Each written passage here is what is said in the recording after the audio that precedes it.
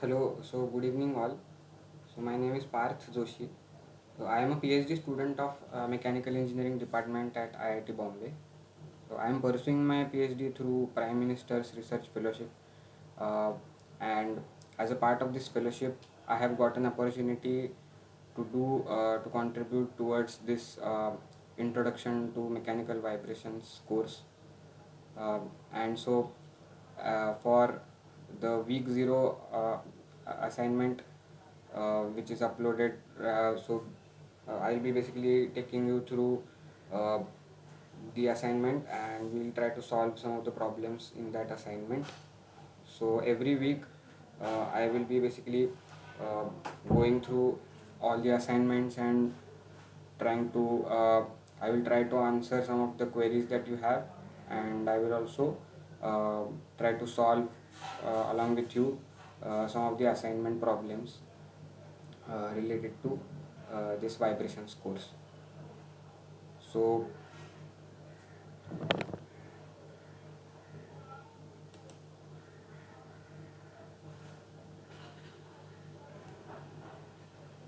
so uh, so let us get started with the assignment problems. So so in this assignment we have multiple choice questions. So the first assignment is it's just for practice, and it contains about 5 questions. So some of them are conceptual questions. So the first question is, which type of vibrations are known as transient vibrations? So in any system, if the behavior of the system does not change with time, then they are not called as transient vibrations. So for example, if there is damping present in the system, then because of the damping there will be certain amount of energy, like the kinetic energy will be dissipated, and the amplitude or the motion of the let us say if there is a spring mass system and it is subjected to some damping, so then there will be some amount of dissipation of energy, which will cause the loss in the amplitude of vibrations. So therefore, uh, so wherever damping is present, we will see change in the behavior with respect to time. So so therefore, uh, damped vibrations are can be called as transient vibrations. So therefore, in this case, the correct answer to this question is basically damped vibrations. So in undamped vibrations, uh, let us say in a spring mass system which has no damping, the amplitude of the system will not change with time. So it will continue to oscillate at whatever amplitude corresponding to the energy that is given to it as the initial condition.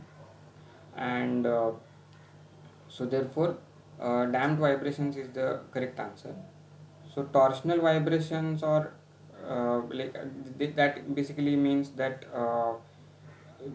wherever vibrations in which there is some amount of twisting moment, which is which causes restoring, basically the restoring moment is provided by torsional moment. So that is where we call, those are the kind of vibrations which we call them as torsional vibrations. And transverse vibrations is basically when the body will oscillate perpendicular to its own axis. So here in this question, therefore, the correct answer is damped vibrations. Now we move on to our next question. So which is basically it asks whether uh, longitudinal vibrations are said to occur when the particle of a body moves either perpendicular, parallel to its axis, in a circle about its axis, or none of the above. So, so let us consider some body, and we will draw some representative axis. So let us say uh, this body is, let us say, somewhat symmetrical about this axis. So then we call, or if this was a suppose if this was a cylinder, then let us say this is the axis. uh, so so the motion of the cylinder when it is along the axis, it is called as longitudinal motion. So if the cylinder oscillates parallel to the axis, then that will be called as longitudinal vibrations. So similarly, for any body like that, if the vibrations are parallel to its axis, then those vibrations are called as longitudinal vibrations. So the correct answer is B over here.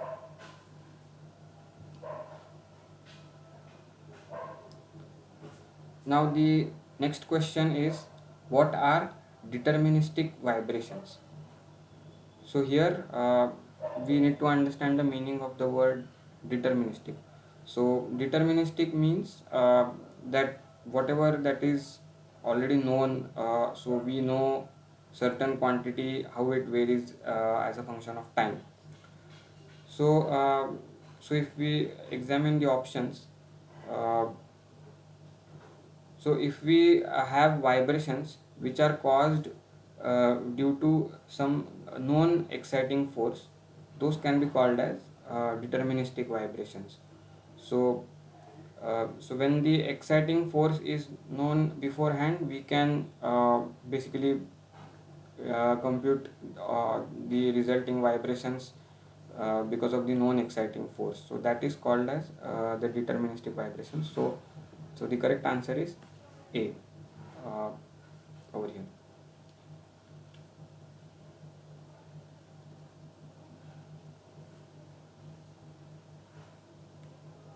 So now the next question is, it asks about forced vibrations. So it asks whether the what is the basically the ratio of the maximum displacement during forced vibration to the deflection due to the static force. So for this, now let us consider a simple spring mass system like this. Let us say it has some mass m, and it is connected to the wall by a spring of stiffness k, and let us assume that it is subjected to some time varying force f of t. Now if we try to derive its equation of motion, and considering the basically in terms of the displacement of the mass with respect to time, so x as a function of time, so then we will get an equation of the form mx double dot plus c plus k into x is equal to f of t. So this is basically the uh, differential equation for this system. Now to determine the response of the system to this time varying force, we can assume some form of the solution. So let us say we assume a solution of the form x is equal to x e to the power j omega t, and if we substitute now this form of the solution in terms of in this differential equation, so then we will get minus m omega square plus k times x e to the power j omega t, and let us say if we assume the force to be of the form f naught e to the power like j omega t again. So this is how we will get as the response in terms of as a function of time. Now if we try to solve this further, we get x is equal to some f naught divided by k minus m omega square.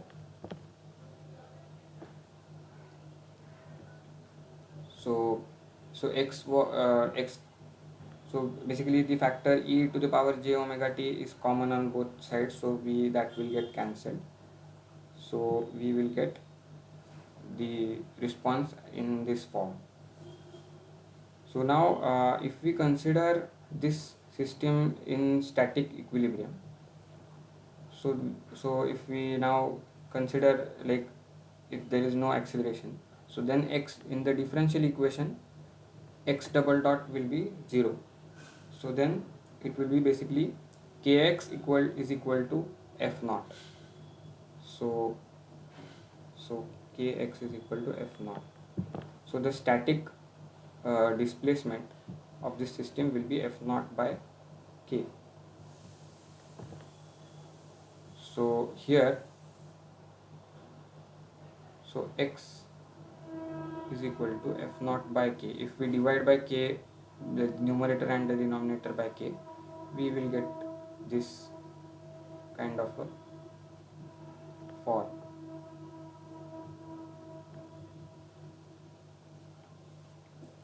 So now if we get basically, so this x is basically the maximum displacement of this mass, and this f naught by k is basically the static displacement. Now if we take the ratio of this x by f naught by k, that is whatever expression that we get, so that is, it represents the uh, so as a function of the frequency of the oscillations, how does the maximum amplitude change as a ratio of the static displacement. So this basically this quantity, so whatever we get, so that will be 1 minus m omega square by k. So this quantity, that is called as magnification factor. So here, this is the correct answer to this question. So basically this ratio of maximum displacement of the forced vibration to the deflection due to the static force, that is called as magnification factor. So damping factor is relevant in damped, so wherever damping is present, so that is basically the damping uh, as a function, as like the ratio of the damping present in the system to the critical damping, so that is basically the damping coefficient. And the logarithmic decrement is a measure of the decline in the amplitude of the system, uh, so as a function of the damping present in the system. So that's a metric to measure the extent of damping present in the system. So yeah. So now moving on to the last question. For an underdamped harmonic oscillator, it asks like when the quantity of basically the resonance frequency.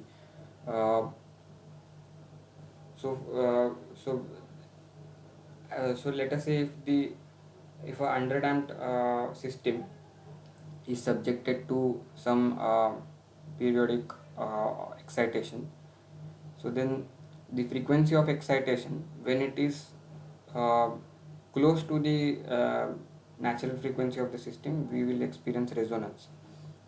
Now it asks whether this excitation frequency is either greater than or less than or equal to the undamped natural frequency. So for that we can do a small derivation. So if we try to write a differential equation of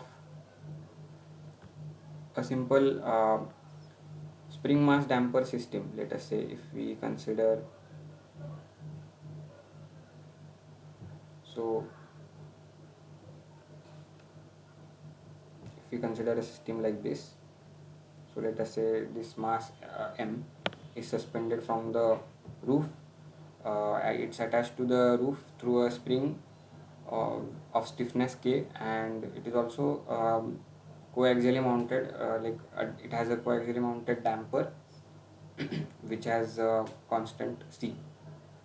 So now if we write the differential equation of this system, it will be now let us say it is subjected to some periodic force of excitation f of t.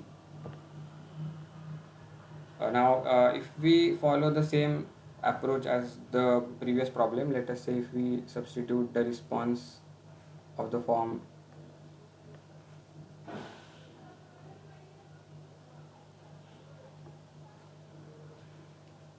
and if we substitute this type of response in the differential equation, we will get minus m omega square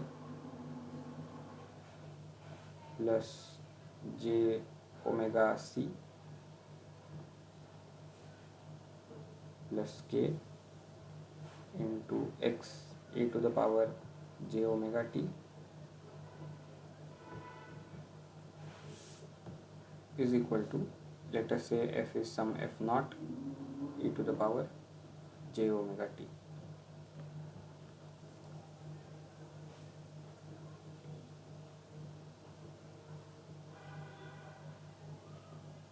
Now if we simplify this further, we will get x is equal to f naught divided by k minus m omega square plus j omega c. So we get the expression for the amplitude of the system for a damped system uh, as a function of its frequency and mass, spring mass, its mass, the spring stiffness, and also the damping present in the system. So now if we take the absolute value of the amplitude, so then mod x by f naught, let us say, is equal to 1 upon square root of k minus m omega square squared plus omega square c square. So this is the expression for the amplitude of the system uh, as a function, the ratio of the amplitude and the amplitude of the force. So now if we divide, basically if we multiply both sides by k, so then it will be kx by f naught. We will get the expression like this.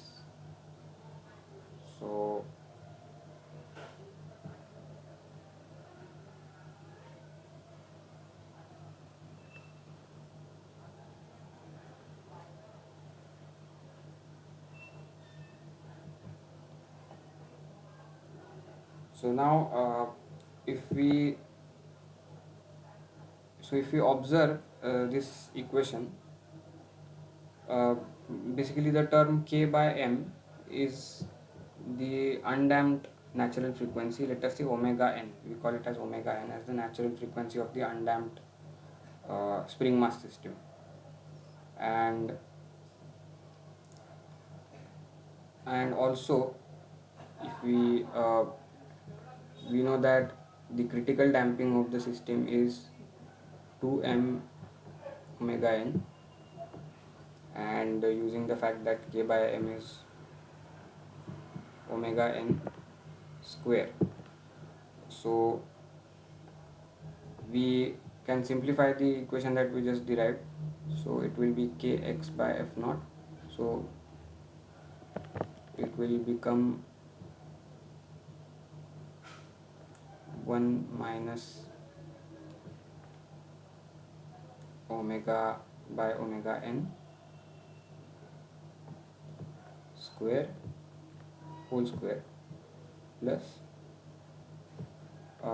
and also we define like the ratio c by cc as the damping ratio, so that is let us say we call it as zeta. So it will become 2 zeta omega by omega n whole square. So now so if we plot this ratio as a function of the, let us say if we have frequency omega by omega n as the uh, parameter, so if we, let us say if we call it as r, so so the resonance in the system, it will occur when the excitation frequency is close to the resonant frequency. So we will see a peak in the amplitude close to the resonant frequency. So now how to find the exact value where this maximum amplitude occurs? So for that, um, the amplitude will be maximum when the denominator, which is shown over here, basically this uh, yeah, so basically the thing that is shown in this denominator, so when that will be minimum, we will get the uh, uh, maximum value at this like this location. So for that, we will basically differentiate the denominator uh, with respect to omega. So, or let us say if we call it as r, if like if we, so we so we will differentiate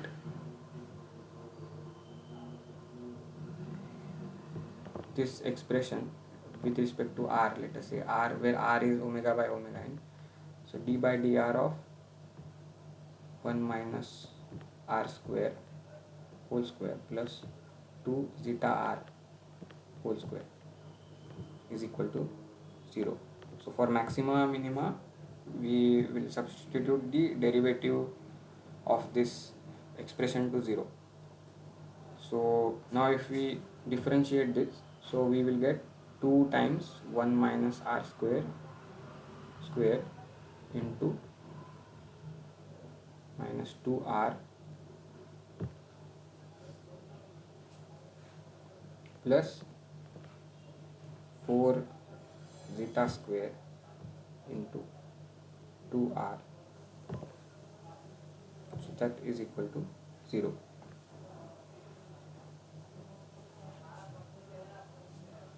So we will get, basically if we just cancel this, so it will be 1, so r minus r square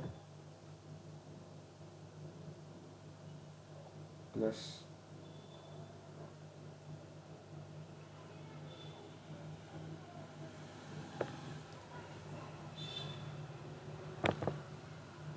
2 zeta square r is equal to 0. So we will get basically the, so if we simplify this further, we will get r square, sorry, I mean, yeah,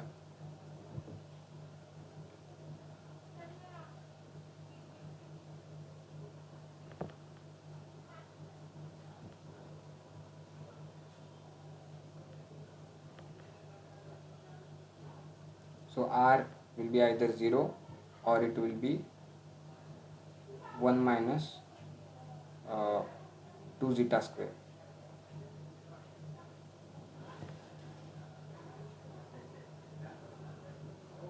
So I'm sorry, r square will be 1 minus 2 zeta square. So we cannot accept the solution r equal to 0, so that means that this uh, system is not vibrating at all. So instead we will consider the solution r square is equal to 1 minus 2 zeta square, so which means that omega square by the square of the undamped natural frequency, that is equal to 1 minus 2 zeta square. So omega is equal to omega n into square root of 1 minus 2 zeta square. So which basically shows that, so for this underdamped system, the damped natural frequency, so basically this is called, let us call it as omega t, that is basically less than the damped natural frequency, undamped natural frequency omega n. So in our original question,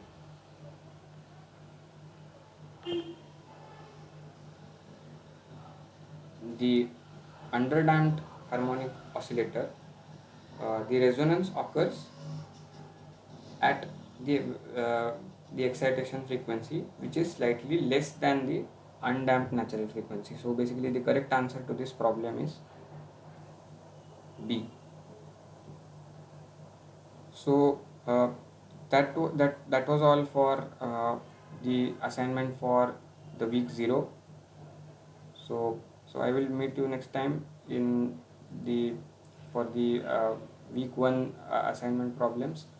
So yeah, till then, yeah, take care. Thank you.